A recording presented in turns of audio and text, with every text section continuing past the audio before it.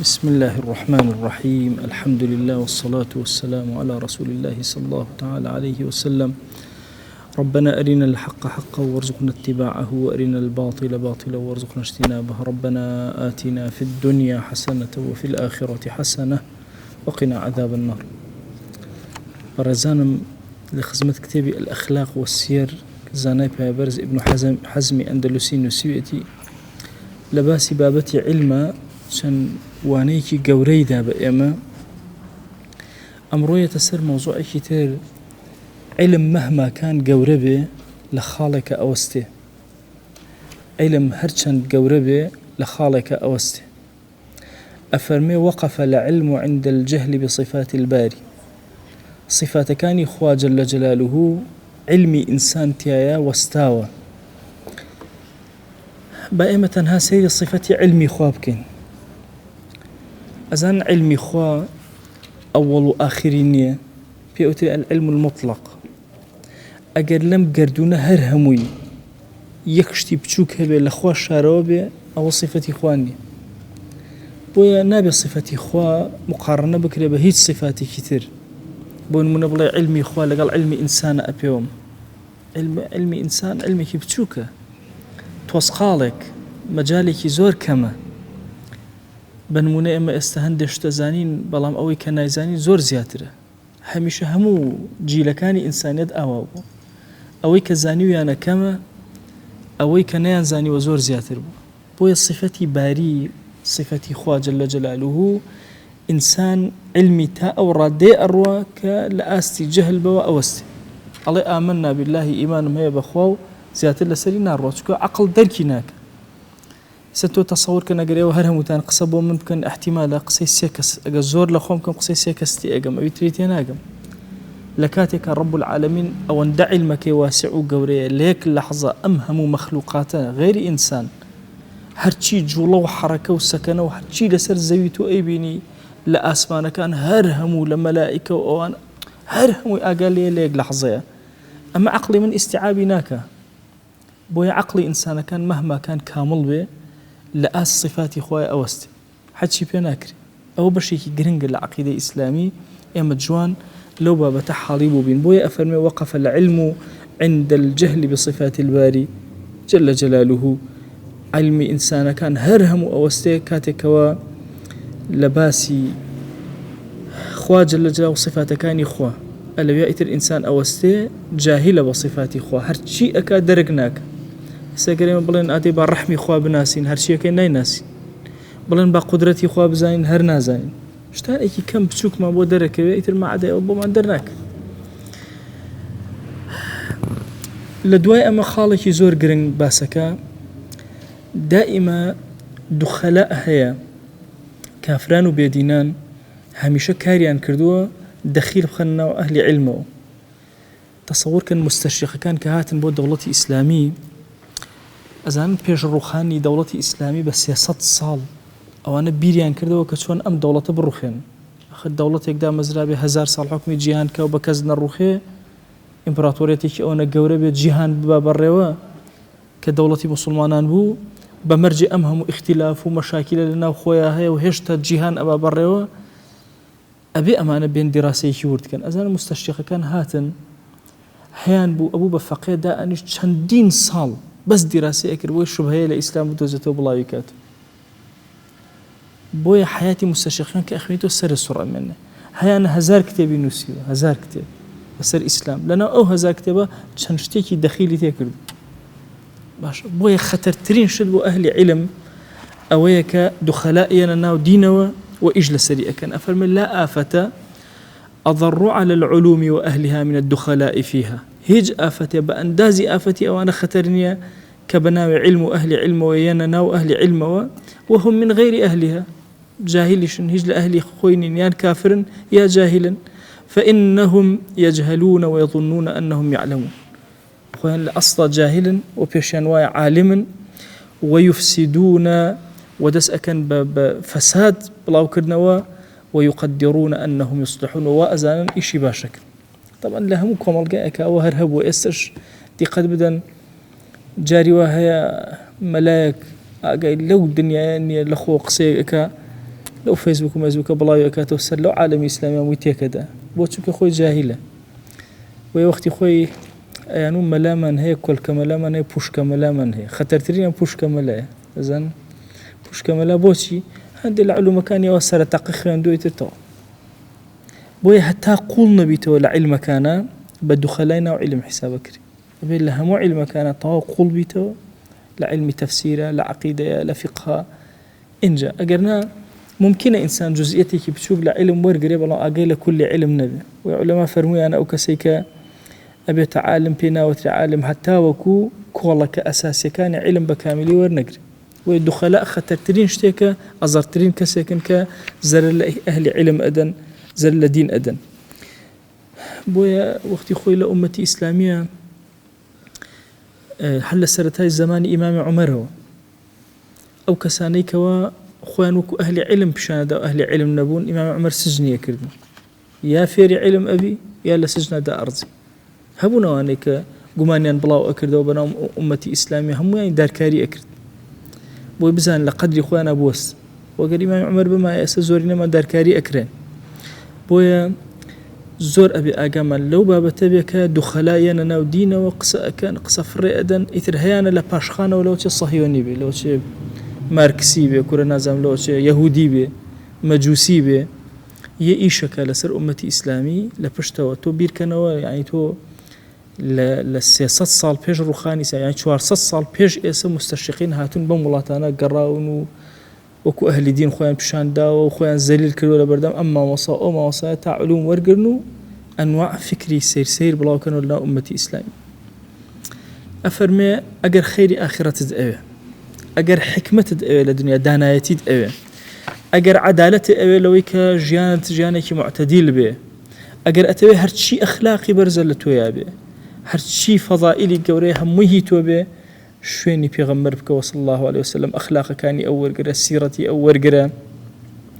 أعاننا الله على الاتساء به بمنه آمين إن جاء دعاءك على إخوة كومك من كبوي شوين بيغمر كوينو اقتداء بوكين اتساء بمعنى اقتداء يلويا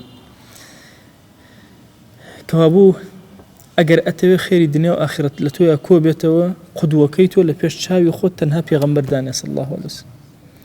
زور كاد إنسان أبي كسي كتير داني غيري بيغمر صلى الله عليه وسلم نازاني أو كسائي لدخلاني أهل علم نعم خوشويستي دلمان بكرة رابري خوتو شوينيك أفرمي أهل جهل دو جار زريان لمن دا دو جار الله أهل جهل زريان لمن دا زمانك خوم جاهل بوم شوين خصي أوان أكوتم ومزاي قصة كان ينزور طوازو زريان لمن دا طبعا همو قنجك أو حالتي بالسرايات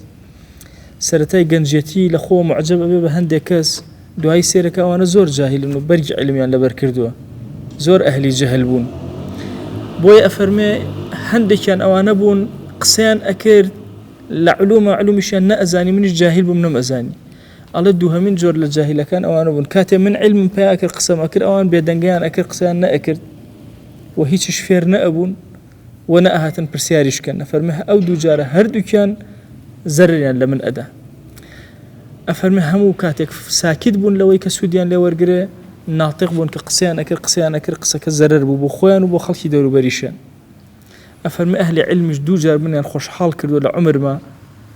كاتك جاهل بون دسيان قرتم فيري علميان كردم كاتك يشكبو معامل عالم أفرمي أو كاته هميشه بيريان أخسمو المكان خومان ذكر أكردينو بيري أخستينو بوي أفرمي أهل جهل دوجار زرر لي أدن أي طالب علم وأهل علم دوجار قازان جد في أجيان دوشت من هي زور قرنجة علم لقل زهدا كوبيتو طبعا زهد مرجني إنسان فقير بإنجاز زاهد به إما جاران أو مالك داده ومن زاني زاهد كسيك فقير بغلطة زاهد أو كسيك مادنة وتدلي مادة لجرفانياتي أو الزاهدة ويبرسيان الإمام أحمد كروتيان أجر كسي هزار دينار ألطوني هبه أكري الزاهد بفرمي بالله هزار دينار ألطون كلنا ودسياتي لنا ضليانية ممكن كسي زور دولمان بالزاهد به كسي كيش فقير بالزاهد نبه شو كفقير كبارو ثروة وسامان ودائما لما يشياتي لضلياتي فكري خوي بيو مشغول كردوه أو الزاهد نية زاهد أو يضل الزهد كلا دنيا علم وزهد زور مهمة أبو عالم تيا رنگ باتو علم لقل زهده أو دوانا أبي عالم مسألة مادة وثروة وساوي لضل يا نبي لتسيابه بكاري هنا سرفي أكاي باري ماديات أروى لضل يعني قت نابي أهل علم بخيل ورزيل وخنا فكري خوتنا بحياتي أهل علم نابي الرزيل تشرب نابي دز بقرنو تون قبات كانوا بار بلا نخوش بار وشتانا حيشنيه أو اشتيك أمر الله تبين لا كسيك دي أروى شكون رسق إما أزانين أمنية كإنسان كوي أكاتو ورسق أويك أي إخوة رسق أويك إخوانك أويك كوي أكاتو هاي زور كوي كردوتو دواي لبر الرابوية شتر هي أمنية تنها أويك أي إخوة رسقيتو أويت الرسقيتونية بوي أفرمي من فضل العلم والزهد في الدنيا أنهما لا يؤتيهما الله إلا أهلها ومستحقها أجر أودو صفته تيا وديارته أهلي استحقاقي أو تيك أخوة رحمة بيبكا زهد لقال علم هردو كي بيكا وبيداي زهد يجبو ما نايك بيموتن عشان كأوي إنسان لضليا ما دوسر وتسامان وداهات وجيان وأنا هيسني تصور كان يسمى الله كتاب كوشكا كتاب بينجا واني أمز جو تبي دو جوري بسو كتاب جيان هرجيان خو خواردنا من وقت خوي بابيرم تقريبا بسحو صار الله سرجة كوتو وقت خوي بيعيش دولمان بودو أي كوتو لسرجة هم جاري أشم أو إيوارن سير مكر أو باش بابيرم أجر إساس صد سيارة هبي بتشيت مثلا قصة خانوية بتشيت أو سوتش كدا نشتوها أو أنا نخوة طبعا يكتوزي أخوار نيورا شو قاتينا وتابشة السر أو زور كمي أخوار وشتاني كي زور تايبتي شي أخوار مثلا نانو تري أخوار نانو هنجيري أخوار شتي زور بسيط وسادة أخوار لو كاتا مباشرة قربا بيرم أقر هرشي داهاتي سرزوي همو هي أم بيت شسو ديكي لورقت أو توزا أخواتو طاو رزقك أو أنده زياتر نية إماش بهمان تششنا تصور كسفرة هر سفرة كالراخرة هرشتيكي لسربية هر أم توزا لزت زياترك يا كم ترك كتشو خوارو يتر نازاني أو تامي تشي وشون بوشتان نية يك بابته بوي إنسان زور أبي لمسألة زهدة وتأتي أهل علم أجان لوبي قد سري خوان نوينك لأسي بارو مادة وثروة وأنا حيتني يعني بهزاران دفتريتو أقول لك أنا خير أنا بصرف كي بوشي باشا بويا أو خالص زور جرينجا وفضلي خوايا أجر أهل علم أمان دزجيرو بويا دائما التركيز خنا سر أودو خاله خوا علمي بيعطا كردوم وزهدي بيعطا كردوم دنيا بلا بشاي من بتشوفو كرتة لضلمة يشغل نقصكاني أحوال الدنيا لمالو شهرة بيا كردنو أو أنا أفرمي أويا كتي قد بدا جاري وهي مال خدا إذا بكسي كشاني مالني وناوبانغوش أدا بكساني كشاني ناوبانغنين عليك وابو بزانا ودوشتا قرنني للجيان شتيكي ببهانية لا إخوة مثلا بتايبه وكو علم الزهدك بتايبه بيدا بخلق رحميان بيبكا نا والله جاري وهي كسيكي أبيني زور جاهلي أحمق يقدني بارشي كابو بارا ما يقدر نية خوا بفضل نايدا بإنسان كان بلا أوف أهلي فضل وباري يبدو نا والله بوي أم خالص زور قرنجي أم أقام اللي بي شورتي شر أو هاي تو أبزاني شورت بيا أكيد زور مهم أبي شورت هيج نية همو خلقي بو ناسنا هيش قرنجي تصور كان زور زاناي قوره ولا زماني خويا حج ناس راو نبو دواي مردني إنجا ناس راو دواي مردني إنجا خلص زانيان كي وشي إمام بخاري تصور كان كوفاتك لهندي الروايات على بيانشكز نيوجيان لسركر كمرت بيانشكز خلق نتشو نيوجي لسركر إمام بخاري بو قوري خوي نتشو للادية كان ناشتيانو طوا كز نتشو بدوريا دواي بو بإمام بخاري كرين أمس سرية لبيني تو أخوانا وبانقو أشتانا حيثني بوي الله جاري وهي أخوانا وبانقو دابا كسي هيج شايني أي خسي سيركا مثلا هاتي وهي اللوتية باش أوهمنا وبانقو دنيا نوبانقو شي نوبانقو شي خلق بو ناس يعني وناس يعني أو حيثني الهبرة بابتي هم ناوداري طبعا ناوداري يكل آفات كان زور قوري جارك ومالي موصى عيني لقرداغ وين ولا الشيخ علاء الدين يكي قد موصى كان هر أوا سيري شيخ علاء الدينك الله رولا وبوشي أوا سير مكي الله والله قربان سەری ئەو فەزڵە گەورەکەم کە خوا بە تۆی دا ئەڵێ ڕۆڵەزانی من و تۆ وەکو چیوان ئەڵێ ئەگەر کەسێک لەسەر بانێکی زۆر بەرز داینە نەهێڵن بێتە خوارەوە لەو سەربانە هەر ئاوا سەیری خوارەوە کە ئەڵێ خۆزگەم بە خەڵگیێن و ئەڕۆن ئەڵێ ئەمەش لە خوارەوە ئەڵێ خۆزگەم بۆ لەو سەربانەیە ڕۆڵە من وام لێ هاتووە لەو سەربان نەئەتوانم بێمە خوارەوە نەتوان بگەڕم نەتوان بێمە ناو خەڵک نە هیچ ناو شۆرت بە کەڵکی چی مهم ئەوەی ئینسان بینی خۆی و خوا ساغ بێ ئەگەر نەماڵ نەناو ئەو شتانە هیچ نییە بۆ تاالبی علم یا بۆ ئەهلی علم ئەو کەسێک کە بە دوای فەضائیلە ئەڕوا ناتوانێت ئیلا ئەبێ لەگەڵ ئەهلی فەضائیلە بگەڕێ ئەفەرمێ ئیلا ئەبێ لەم ڕێگا بگەڕێ ئەکرەم سەدیق بدۆزێتەوە ئەهلی موساوات و بر و صدق و حسنی معاشرە و صبر و وەفا و ئەمانەت و حلم و صفای ضەمائر و صحەت و ئەبێ ئەوانە بدۆزێتەوە ئەگەر بیە بە دوای فەضائیلە بگەڕێ ئەبێ هاوڵەکانی باشترین هاوڵ بن هەڵی بژاردە بن چاکترین هاوڵ بن هەڵی بژاردە بن بۆیە زۆر گرنگە ئەو فەقیانی کە پێکەوە لە مزگەوتێکە ئەبن یا لە شوێنێکە ئەبن محاولەکەن خۆیان لەسەر ئەم سیفەتانەی کە ئیبن حەزم باسەکە دابمەزرێن ڕازگۆ بن لەگەڵ یەکترە چاکەکار بن لەگەڵ یەکترە مامەڵەیان جوان بێ لەگەڵ یەکترە سەبر گرن لەسەر ناڕەحەتیەکانی یەکتر وەفایان هەبێ لەگەڵ یەکترە ئەمانەتی یەکتر بپارێزن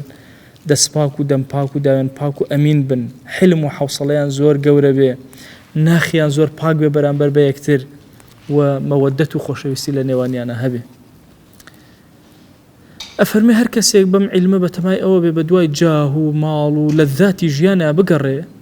ئەو کەسە ئەفەرمێ ئەمثال الكلاب الكليبة والثعالب الخليبة ئەفەرمێ ئەو کەسە وەکو چی وایە وەکو سەیەکی پەلاماردەر وەکو ڕەوێکی فێڵباز ناتوانێت لەم ڕێگایە بە ئاسانی تێپەڕێ ئەمە ڕێگایەکە هەمیشە دوژمن یەتە ڕێی و ئەو کەسانەیە تەڕێ کە طەبیعەتیان پیسە بۆیە ئەبێ لەگەڵ ئەهلی فەضائیلە بگەڕێ هەتاوەکو ئەخلاقی ئەهلی فەضائیل وەرگرێ ئەگەر نا تێکەڵ بە ئەصحابی جاه و ماڵ و لەذات و ئەوانە بێ ئەفەوتی وەرە تێکەڵ بە ئەصحابی ماڵ ببە با مەلاژبی مەسەلەن با فەقێژبی وردە ئەو طەبیعەتی دینداریەت نامێنێ لەگەڵ ئەهلی جاه و مەنسەب و ڕئاسەت و مەسەلەن ئەحزاب و مەحزابە تێکەڵ بە هەرواو لێ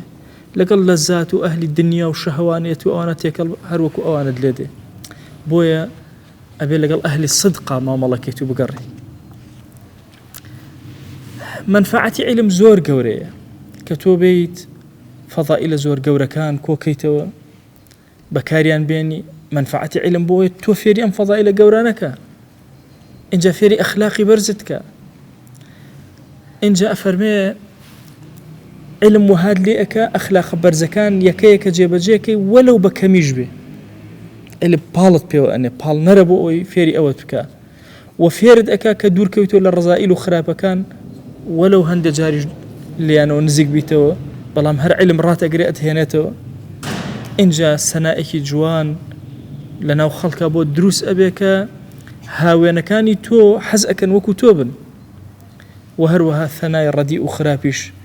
لە ناخی تۆیە دروست ئەبێ کە وردە لێ ڕاکەیت و لێ دوورکەوتەوە ئەفەرمێ ئەمانە هەموو مقدماتێکن ئەبێ ئەهلی علم لە هەموو فەزیلەتێکە حەسەیەکیان هەبێ قەت نابێ بڵێ وەڵائیت مەسەلەن بۆ نمونە مەسەلەن لە سەفایە ئەبێ تۆ کەسێک بی لە ئەهلی شەوە تۆ ئەبێ کەسێک بی ڕقەمێک بی وەلەو للحظەتی ئیمامی غەزالی باسی ئەهلی شەوەکە ئەڵێ ئەگەر شەو خەبەرت بوویەوە هەستە شەوەکەت بکە بە سێ بەشەوە دوو بەشی عیبادەت کە بەشێکی بخە ئەڵێ هەروەکو ئێسە وایە ئێستا تەبەن خەو لای ئێمە زۆر مهمە ئیمامی غەزالی وهی بڕانوەتەوە ئەڵێ خەو اعتیادی خەوەکەی خۆت ئەڵێ بکە بە سێ بەشەوە ئێستا چەندێک ئەخەوی بۆ نمونە ئەڵێ حاڵی اعتیادی خۆت سیر کە مەسەن 9 ساعات ئەخەوی ئەڵێ اعتیادی تۆ بە 3 ساعات ئەتوانی ژیانێکی سادە بەریتە سەر هەرچەندە ئیمامی غەزالی ڕێی ئاوایە هەر کەس لە 8 ساعات زیاتر 1 دقیقەش بخەوێ نەخۆش ئەڵێ کەسە تەواو نییە ئەڵێ قمەی ئەخیر دەرەجەی خەوتن 8 ساعات کە بوو بە 8 ساعات و 1 دقیقە لە تۆ نەخۆشی جا ئەڵێ وەرە شەوەکەت بکە بە سێ بەشەوە دوو بەشی نوێشکە 1 بەشی بخەوە بەشی سەرەتای بخەوە دوو بەشی ئەخیری نوێشکە ئەڵێ نەوتوانی بکە بە دوو لەتەوە لە تێکی بخەوە لە تێکیەوە اینجا ئیتر باسەکە نەوتوانی کاکە بەس ئەوەنە هەڵسە 8 ڕکات نوێش بکەوە کۆسە چۆن تەڕاویحەکانەکەن 3 ڕکاتی ویتر کە بخەوەرەوە ئەڵێ نەوتوانی هەڵسە تەنها 2 ڕکات کە 2 ڕکات 1 ڕکاتی ویتریش بکە بخەوەرەوە الله هر نوتواني هەڵسەکە کە دەستنوێژ بگرە نوێژ مەکە بەس بخۆرەوە قەی ناکە بەس بە ئەهلی شەو حیساب کرێ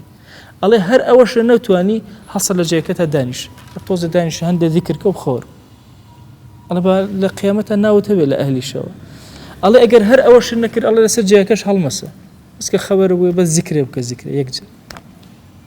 بۆیە فەرمای شتێکمان هەیە فەرمای ئینسان کاتێک کە لە خەو خەبەری بەوەتی لا حەول ولا قووەتە ئیلا بالله خوا لە هەموو گوناهەکانی ئەبوورێ بەس ئەوەندە خوا لێت ئەبوورێ بۆیە زۆر گرنگە ئەهلی عیلم لە هەموو صفەتێک لە صفاتەکانە شتێکی وەرگرت بێ وەلەو بچووکیش بێ لە ڕەزائیلەکانیش خۆی پاراستە بێ ئەگەرچی جاروباریش بەریک بێ باشە چونکە ئینسان هەر تووشی گوناه هەبێ بەڵام خۆی لێ دوور خاتەوە بە هەموو شێوازەکان خۆی لێ دوور خاتەوە أفرميه ولا يأتي الفضائل من لم يتعلم العلم بخوا إنسان أجر خريجي أم علم نبي أو فضائلاني دزجر نبي إلا صافي الطبع جدا مجر كسي أخوة رحمي بكذبه والطبع الصفاي هبي وأنا فاضل التركيب أخوة خوي ويخلق كذبه وهذه منزلة خص بها النبيون أو اشتابته بيغمبران وعليهم الصلاة والسلام وعمي خلق نية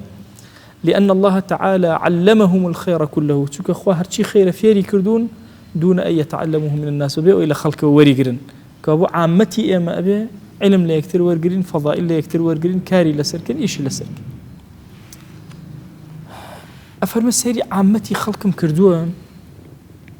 هندي كان زور معتدلا أخلاق كان زور برزو جوانا هر عامي خلق هو كعلمي شي نخوان دوا أفرمي أو أن أخلاقي برزة جاري واي حكيمي عالمي زور قوراه ناتوانە پێشی ئەو باتەوە لە ئەخلاقی بەرزە ئەڵێ بەڵام ئەمانە زۆر کەمن ئەڵێ دەی کەسیشم بینیوە لەوانەی کە مطالعەی علومەکەن و هەرچی شتە ئەیزان و عهودی پێغەمبەران ئەزان و وەصایە حوکەما ئەزان و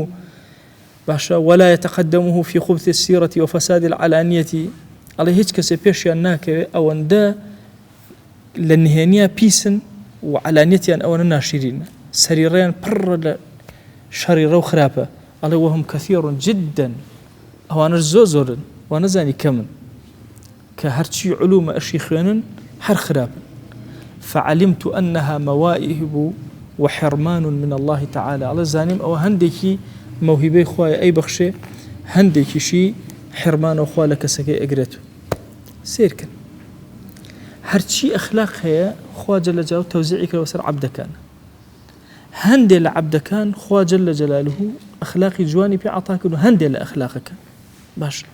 جاري وهم منالك حل خو ولا منالي وزور رازقوي حرب منالي وای هنا رازقوي زور رازقوي خو أو نعمتي بيداو بلام سيرك نعمتي كتري لسندوته بون منقص زورك بويا دائما ها لو فرمايشتا فرمين نعم العبد صهيب آي تشكسيكي باشا صهيب لو لم يخف الله لم يعصيه أقل لأخوار نترسي عصياني خواناك طبعي أو هاي بوي الله الإمام علي مثلا لزمن جهالة إسلام أبدا هيك كاتك نبو مثلا سجد برب وغير خوالة بتو أوانا إمام أبو بكر لزمن جهالة شعارقين خوار دوتو طبعك أو هاي بوي هندك صفاتي خوابيض عطاءك زورك صفاتي شيء أبي بجنگ بيايك أبي بجنگ دستي بخي بوي هر يكك لأيمك ومال الصفات من هي خوابي عطاك صفاتي جوان أبي زيادة كين نابي هالين بيت دواو عندي الصفات شيء نيمانة خلقي ترهيتي أبي جهد كين لخو ما دروسي كين بويا يكك لكارا جرينجا كاني أهل علم وفقيه أويا بيت تفتيشي خويك بزاني خوا كام نعمتي بيداوة وكام نداوة وحرمانة أواني كبيداوة بتشاكي لخويا رنجي بيبداتو زياتريكا أويك بين دراوة جنكا لسريكا ودروز أبيتيا همو ما ناهوان الصفات كاني معنوية زور ترتاوه الصفات بادية كان تصور كان جاري وهي صفات معنوية كان نفسي باك نبوني حسادت نبوني رقلة ضلا ما الصفات زور كورا جاري وهي كسيكي زور سادة بيني رقل ليك هزنابته لسازوية إخوة نعمتي في عطاك تو بلام رقد أبيته كابوتو أبيت جهات كي ويرقك لدلتا نهيالي نا أخوي قرأ أو نعمتي بيداوي يرق لدلتا بهيش شوازين بلا حسادتها هميشه تشاو لمالي خلقه تشاو لشتي خلقه أبي الشركي أمل أخوتا نهيالي خوت صاف كيتو باك كيتو رك كيتو شكو فضائل كان كوتايا نايا بيغمبران عليهم الصلاة والسلام أبيت شن برزبو بن لفضائلي جورا لحضوري خواجانا شن نزيبونه أي تو تاكوي أروي لم ميداني خواناسيا ابن قيم رحمة الله بفرمي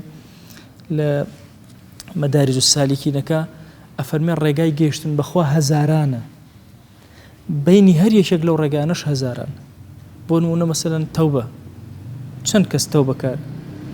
أو عالم هم التوبة أكا أذن توبة بليه هزاران بليه توبة تو مثلا جيشتها بلي توبة الحمد لله لبلي توبة لكوي مثلا كسيواها أو ندق وريخوا بأواب ناوي بردو نعم العبد إنه أواب خوال القرآن باسيكا بيغمبران هيانا بلكي أو ندبرزة ماشا وكو داود عليه السلام قيشتها بلي أوابيات يعني كثير الرجوع إلى الله زور أقرته زور توبة أكاد أي بيغمر جان صلى الله عليه وسلم بيغمر خومان باشا أفرمي إن الشيطان اللي يغان على قلبي الشيطان باشا أنواع فكرة وخيارات يعني وسد الله وإني لأستغفر الله في اليوم أكثر من 70 مرة لحفتاج زيادة لاني كم رجانا أستغفر الله أكبر لروايتك 100 مرة صدجار أي إما أبيت شون كوابو أم بلي أم باسي فضائل وقوربونا لحضور إخوايا زور الرقا كان تو لكاميانا واستاوي لكواي تو لكوا وكاركي لسرخوت لبلي توبا قيشتو متى رقم 6 أبي إيش كم بوي رقم 4 و5 و6 برو مسروا لبلي غفلته آقاي يقظت زور مهمة شنو بآقاي هاد بسرتا تو أنوكو خوتو أو هاي الناس النيام وإذا ماتوا انتبهوا خلقي خوتون مردن إنجا خبر يعني بيتوا كما وكو غفلت وايا ما تشي أمجيان آياتو لكوا يقظتاي جاري وهي لنواجكتا يقظتها هي يك لحظة خيالش تنارو لنواجك ترى غافلي أقاو لخوني باشا سلامة دنوتو أقاو لخوني دوسيك ما يوكاك نواج ما كرت أيو حيج أقام لخومنا من تحيات أخوان ما يو دسيش ما واقرتو أيو قشت ما أشهد ولا إله إلا الله يسيد دسي خوم كل جابير مكوت عشان كبنجم ولا كل جزاني كل من آخر شيء ها غفلت شونا جاري وهاي كسيك نواجك دس فيك أو نيوين نواجك تاكل جابير يكوتو أنا باشا من نواجي كي إيك باشا نيتيك الركبيش إنه شو غفلته رأيك خوتوا رحمتي خوال ابن القيم بقصيه هي أفرمي أحلام اليقظة خوبينيني كسا زندوكان كسا بخبركان بخبري بلام خوبيني أزاين زور كادي أمام خيالات وشتي إيكين أكو خو أو هاي بحساب زندوين بحساب أقام لخومان يينو أروينو أنا بأقا هنجاري وهي كسا يقبيني السلام لي أكيش جوابنا يتوانيه أول شي أحلام يقظة يعني أو سيري كسي كأيو سيرتك ديال فلان كزوب وشي أو سيرك الله توم نبيني هو كاركيشية هو أحلام يقظية لخويك يقول خيالك يقول يا وكو أخوتبي بويا للدنيا جاري وهي إنسان أشي إيش كاكاس بيك الناس أنا وضعك الشيء تين جيشتو للدنيا كتين جيشتو أوهم بلا ما رأداو بهم ولا كمان ركوك خوتوا كمرد إنجا بهوش خوات تزويكي كهرباء وكل يبدأ إنجا بآقاية والله هم مشتهي لدزرت ويا طالب علم أبي زور هشيرانا ما ملكا نتشل لو أنا بهرشي علوم وريقري وكو علم بلام سريرتي زور خرابة نهن يكاني زور خرابة بيني خوي خواه زور خرابة لا بعكس أبي بيت أو سريري خوي ركات ولا قال خوايا باش يضلي ركات وساكات ولا قال خوايا كأو قرنكتين كارك كطالب علم جيبا جيكا خوايا جان داوا اللي أكين بناوي جوان بصفتي برزبة اسمي عظمت يا ربي خوايا علم من زيادك خوايا عمل من زيادك خوايا إخلاص من زيادك يا ربي خوايا جان عمل من زيادك عمل كانش من لقبولك ساغ من كروب خود يا رب العالمين خوايا يا مخومان شكس من هنا ولا علاج ولا پروردي خومانا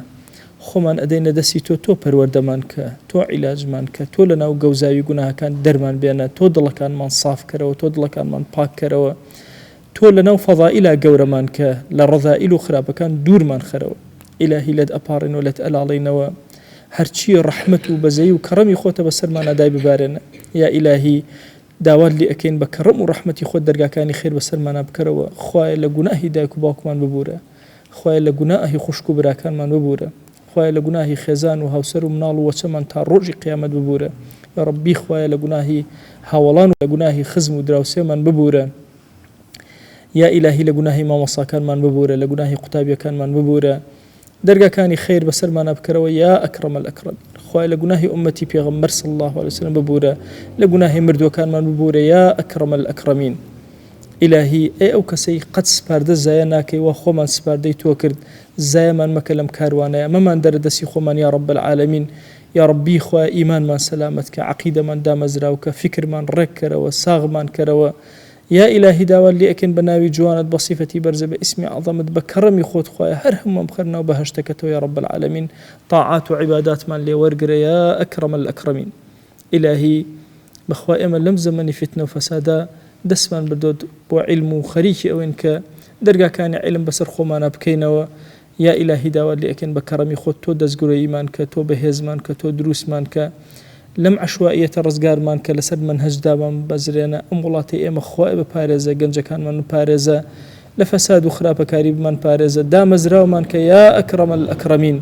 بزي بسر مانا بارنا يا رب العالمين خواه داوال لي أكن بكرمي خود قناه لبيشاو من ناشرين كطاعد لبيشاو من شيرين كإيمان لدل مانا دام زراو يا إلهي داوال لي أكين صلابي أما جسي إيما بقينا بيغمبر صلى الله عليه وسلم يكيكنا ومن لخزمة بنا يا أكرم الأكرمين آمين آمين والحمد لله رب العالمين وصلى الله على سيدنا محمد وعلى آله وصحبه وسلم تسليما كثيرا أبدا إلى يوم الدين خواهي قول لقناه من الشيء أجبر إخوالي من قبلك